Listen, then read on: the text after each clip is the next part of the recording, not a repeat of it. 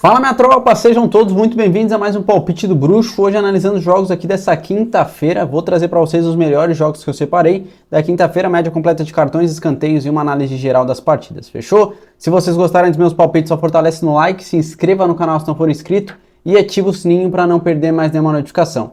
Vou trazer também vocês para o resultado da nossa terça-feira, um resultado até o momento muito bacana. Tem dois jogos pendentes, que é o jogo do Atlético Paranaense pela Copa Libertadores contra o Atlético Mineiro, e tem o jogo pendente da Sul-Americana do São Paulo versus o Puerto Cabello. O jogo da Champions, os dois, a gente gabaritou os três cenários, cartões, escanteios e gols. A gente foi aí para os dois cenários em gols, tanto no jogo do Chelsea quanto no jogo da Napoli. Os dois cenários bateram. A gente foi no jogo do Fluminense, a gente só tomou um head até o momento no jogo do Fluminense, que foi para mais de 3 cartões, foi apenas 2 cartões na partida. Fechou? O resultado dos outros jogos eu trago para vocês amanhã. Fechou? Muito bacana. Se eu trouxer até para vocês aqui no métodos, ó, balanço de métodos, assertividade de 81%. 302 palpites esse mês, 240 greens e 56 heads. Bacana aí o nosso resultado, fechou? Pode rodar a vinheta aí que a gente vai analisar agora os jogos da quinta-feira.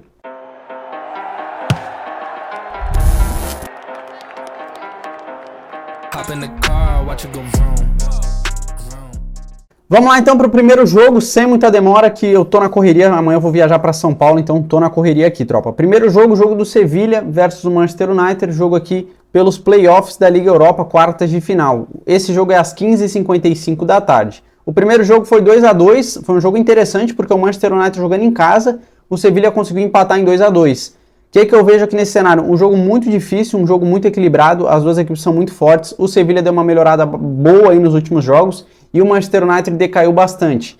Então por isso eu vejo um jogo equilibrado. A odd está mais favorável ao Manchester United com uma cotação 2.05 contra uma cotação 3.50 para o Sevilha. Se a gente der uma conferida aqui na Race, os últimos 5 jogos do Sevilha em casa, ó, vem de 3 vitórias, um empate e uma derrota. E fora que o Manchester United vem de 2 derrotas, 2 vitórias e um empate. Vem com um desequilíbrio um pouco maior. Se a gente rolar um pouco mais para baixo, ó, é um time aqui que estava vindo com uma boa sequência de vitórias, mas estava tendo alguns deslizes também, começou a perder e empatar bastante. Já o Sevilha, se a gente der uma olhada, os últimos jogos, vem muito bem jogando em casa, tá muito forte a equipe do Sevilha em casa. Melhor cenário que eu vi para vocês, não vou me arriscar para under, porque o primeiro jogo foi 2-2, então para mim vai ser um jogo aberto, vai ser um jogo que pode dar mais de 1.5 gols, mas eu também vejo características para under, por ser um jogo equilibrado. Então por isso, nesse jogo eu não vou operar em gols, tá bom? O que eu vejo aqui para vocês? Para a gente ir para o handicap mais de 1.5 a favor do Sevilha. Como que funciona esse handicap? O Sevilha pode vencer, que a gente ganha, o Sevilha pode empatar, que a gente ganha, e o Sevilha pode perder por até um gol de diferença. Então, por exemplo, o Manchester United venceu por 1-0, a gente venceria. Agora, se o Sevilha perder por mais de 2 gols de diferença, daria head. Então, mais de 1,5 a favor do Sevilha no handicap está com uma cotação 1.26. Eu faria esse cenário, é o melhor cenário, a melhor cotação que eu vi para a gente operar nesse jogo. Então, a gente vai para mais de 1.5 no handicap a favor da equipe do Sevilha. Fechou? No cenário de escanteios, o Sevilha tem uma média de 6,2 escanteios por jogo e o Manchester United 4,6. Eu operaria aqui para mais de 6 porque vejo pressão dos dois lados comendo solto, então a gente vai para mais de 6 escanteios. No cenário de cartões, 3,2 cartões do lado do Sevilha contra 1,9 do lado do Manchester United. Aqui eu operaria para mais de 2 cartões. Se a odd estiver muito baixa, tropa, vocês arriscam talvez ambos levam cartão, acho que a cotação também vai estar baixa, ou então mais de 3. Dependendo da média do juiz. Vocês conseguem olhar a média do juiz no SofaScores. Lá vocês conseguem ver a média. Se a média do juiz for acima de 4 cartões e meio por jogo, eu faria mais de 3, porque é um jogo muito decisivo para essas duas equipes. Fechou? Era isso nesse jogo. Continuando os playoffs da Liga Europa, tem o jogo do Sporting versus a Juventus às 16 horas da tarde. Esse jogo aqui já é um cenário que me propicia a um under. Primeiro jogo foi 1-0 apenas para a Juventus jogando em casa. Agora o Sporting vai jogar em casa, mas em questão de qualidade defensiva, o time da Juventus é muito positivo. É um time que sabe segurar muito bem as pontas. Eu não vejo a equipe do Sporting fazendo tantos gols diante da Juventus. A Juventus joga o campeonato italiano, que é um campeonato mais forte do que a Liga Portugal. A gente sabe que na Liga Portugal tem 3 favoritos, que é o Porto, tem o Benfica, tem o Sport e vamos botar o Braga, então são 4 times fortes ali na Liga Portugal. O restante é bem inferior. Já o campeonato da Itália tem times muito mais fortes, são times muito mais parelhos num cenário geral. Por isso eu vejo o jogo para under. A Juventus jogando fora, tá com uma vantagem, vai se defender muito bem. eu vejo o jogo para menos de 3.5 gols. Se a gente der uma olhada aqui, a odd está 2,25 a favor do Sporting, contra uma odd 3,40 da Juventus. No H2H aqui, os últimos 5 jogos do Sporting em casa, vem de 3 vitórias e 2 empates. Muito bem aqui. A maioria dos jogos passou de 1,5 e 4 de 5 deu menos de 3.5 gols. É um cenário que me atrai. Fora a equipe da Juventus, é aquilo que eu falei, é um time que segura bem as pontas.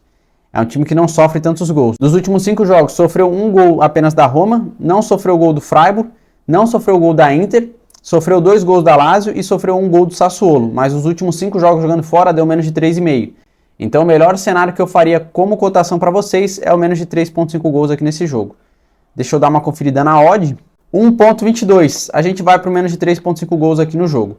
No cenário de escanteios, o Sporting tem uma média alta de 7 escanteios por jogo e a Juventus 5,6. Eu operaria para mais de 6 escanteios aqui também. Vejo o Sporting pressionando bastante a equipe da Juventus.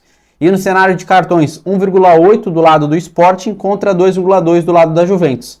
Aqui eu vou para mais de 3 com mais tranquilidade do que no outro jogo. Para mim esse jogo aqui é mais característico para dar mais de 3 cartões. Então a gente vai para esse cenário, principalmente se a média do juiz for alta. Continuando nossos playoffs aqui, tem o jogo das quartas de final também entre Roma e Feyenoord. Esse jogo aqui, o primeiro jogo foi 1-0 para a equipe do Feyenoord, jogando em casa. Agora a Roma vai jogar em casa. A Roma em casa vem bem, vem de uma race bem boa. Se eu mostrar aqui para vocês, já vou mostrar.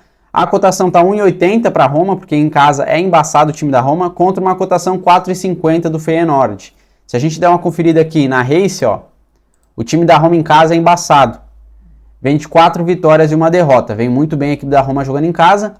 E o Feyenoord jogando fora vem também muito bem. 4 vitórias e 1 empate.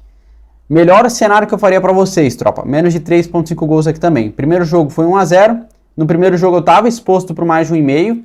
Para mim era jogo para mais de 1.5 gols. E no final foi apenas 1-0. Esse aqui, como o Feyenoord já está com a vantagem, para mim é mais propício ainda para o menos de 3.5 gols. Vejo a equipe do Feyenoord segurando muito bem as pontas na defesa, a Roma pressionando o máximo. Muito provavelmente a Roma vai marcar nesse jogo, para quem quiser arriscar para a Roma marcar, ou então até uma dupla chance. Uma dupla chance a Roma tem extremo valor. Vou olhar os dois cenários, um menos de 3,5, a dupla chance 1.18. Acho que o menos de 3,5 vai estar pagando um pouco melhor. Quem quiser vai no empate anula daí, 1.33. Mas eu iria ir para o menos de 3,5. É o under e não tem jeito, é os guri, né? O under pra gente é vida. Menos de 3,5, 1.25. Pra mim tá numa cotação interessante. Acho que vai dar menos de 3.5 gols.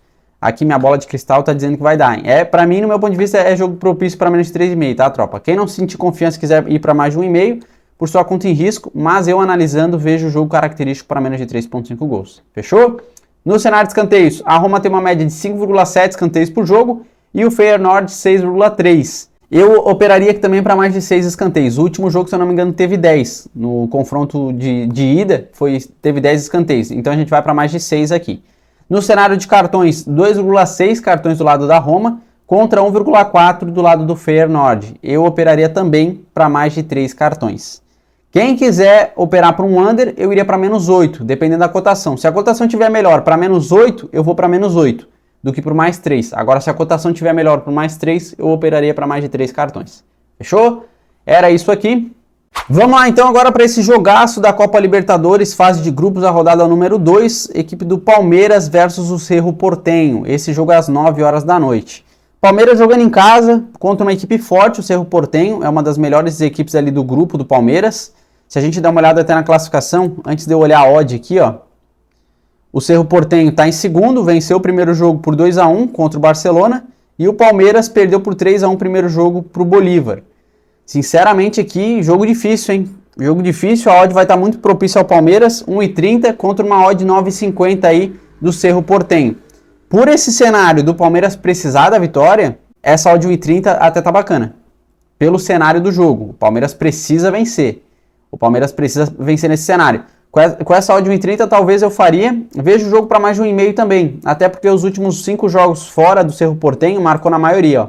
O Cerro Porteño fora de casa marcou nos últimos 4 de 5. Inclusive contra o Fortaleza, que também está muito bem. Então eu vejo o jogo para mais de 1,5. O Palmeiras em casa é embaçado. A gente sabe que a equipe do Palmeiras em casa é embaçada. 25 vitórias, marcou em todos os jogos. Eu iria para 2 cenários. Quem quiser ir na vitória seca ao Palmeiras a 1,30, vai. mas pode ser um jogo muito difícil, pode ser que termine empate. Então com a cotação 1,30 eu não me sinto muito confiante, embora o Palmeiras é um time muito forte, a gente sabe disso. Eu iria para mais de 1,5. Eu, Léo Freitas, operaria para o cenário de gols. Até porque se o Cerro Porteño marcar, muito provavelmente o Palmeiras vai ir atrás e vai marcar também. Mais de 1,5 para mim faz total sentido. Uma odd de 1,22. São duas equipes ali muito fortes. Como eu mostrei para vocês, o Cerro Porteño marcou na maioria dos jogos fora. Para mim faz sentido a gente ir para mais de 1,5. Fechou? Quem não quiser, vai para a vitória seca do Palmeiras. No cenário de escanteios, o Palmeiras tem uma média de 6,8 escanteios por jogo. E o Cerro Porteño tem uma média de 5,8. Eu operaria aqui tranquilamente para mais de 6. Vejo um jogo com bastante pressão dos dois lados. E no cenário de cartões, 2,1 cartões do lado do Palmeiras contra 2,4 do lado do Cerro Porteño. Eu faria também mais de 3 cartões aqui nesse jogo. Feito? Para finalizar, tem o jogo do Botafogo pela Copa Sul-Americanas contra o César Valerro. Esse jogo aqui, esse time é peruano e o time do Brasil, botafoguense, né? A tropa não precisa nem falar isso aqui. Jogo às 9 horas da noite, odd 1,29 para a vitória do Botafogo contra uma odd 10 aí do César Valerro. Se a gente der uma conferida na classificação, o Botafogo está em segundo, um jogo empatou em 2-2 contra o Magallanes e o César Valerro perdeu o primeiro jogo aí para a LDU por 2-1. Vejo um jogo de cenário de vitória do Botafogo, é interessante que vença, é um jogo importante para o Botafogo, jogando em casa ainda, contra um time que perdeu o primeiro jogo. Eu iria aí operar talvez a favor do Botafogo. O Botafogo veio muito bem em casa. Se a gente der uma olhada, vem de 4 vitórias e uma derrota. Faz total sentido a gente ir a favor do Botafogo. E fora aqui, o César Valerro vem de 3 vitórias, uma derrota e um empate. A maioria dos jogos fora deu menos de 3,5. Outro cenário que eu faria aqui nesse jogo. Porém, do lado do Botafogo, é uma equipe que faz bastante gols aí, né? Mais de 1,5 talvez. Eu não vou me arriscar em gols aqui e falar sincero com vocês. Tô falando agora conselho de amigo. Eu vou ficar de fora nesse jogo em questão de operar. Como cenário de palpite para vocês, eu vou computar a vitória seca do Botafogo. Não gosto de vitória seca baixa, ainda mais que só de 1,29, mas é a melhor cotação que eu encontrei para vocês fazerem alguma coisa nesse jogo, caso vocês queiram fazer. Eu, Léo Freitas, não vou operar nesse jogo, principalmente no cenário de resultado final. Se eu fizer alguma coisa vai ser em cartões e escanteios ao vivo, talvez vou buscar um escanteio asiático, mas no pré-live eu vou ficar de fora nesse jogo. Fechou? Vou computar para vocês a vitória seca do Botafogo como critério de palpite. Odd 1,29. No cenário de escanteios, o Botafogo tem uma média de 5,4 escanteios por jogo e o César Valerro 4,2. Eu operaria aqui para menos 14 cantos. Iria para menos 14 escanteios. E no cenário de cartões, 2 cartões do lado do Botafogo contra 3,5 do César Valerro. Aqui eu já operaria para mais de 3 cartões. É o que eu computaria para vocês operarem em pré-live nessa quinta-feira. No bilhete pronto, como que a gente vai? A gente vai naquele handicap mais de 1,5 a favor do Sevilha, mais de 5 escanteios no jogo da Juventus e menos de 4 gols no jogo da Juventus. Forma um bilhete com uma odd 1,65. Uma odd interessante para a gente operar nessa quinta-feira. Fechou? Cautela, sigam a gestão de vocês, não fujam da gestão, porque a gestão é o que mantém vocês vivos no mercado. Então sigam uma boa gestão de banca para vocês não quebrarem a banca. Fechou? Tamo junto e até amanhã para o próximo vídeo aí dos palpites do Bruxo. Valeu!